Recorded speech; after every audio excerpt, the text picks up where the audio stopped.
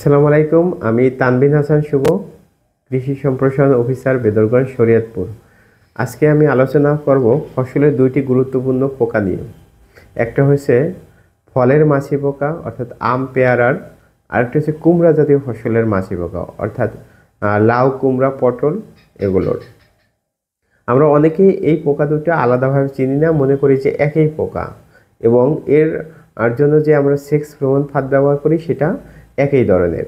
মূলত কুমড়া জাতীয় ফসলের মাছি পোকা দেখতে সোনালী বর্ণের, আর এর পাখা দুটায় কালো দুটি স্পট থাকে। আর ফলের মাছি পোকার ক্ষেত্রে এর বডিটা হচ্ছে কালো বর্ণের, কিন্তু পাখাটা হচ্ছে স্বচ্ছ। এখন আসেন যে আমরা যে সেক্স ফেরোমন ফাঁদ দুইটার ক্ষেত্রে ব্যবহার করি, সেই সেক্স ফেরোমন ফাঁদ কোনটার ক্ষেত্রে কি ব্যবহার করব।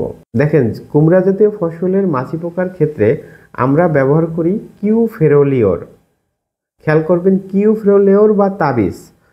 আর আমরা ফলের মাছি পোকা অর্থাৎ আম পেয়ারার যে মাছি পোকা, সেই মাছি পোকার ক্ষেত্রে আমরা ব্যবহার করি ব্যাক্টোর ডি লিওর অথবা ফুজি ফ্রুট লিওর অথবা টারজান ফাঁদ।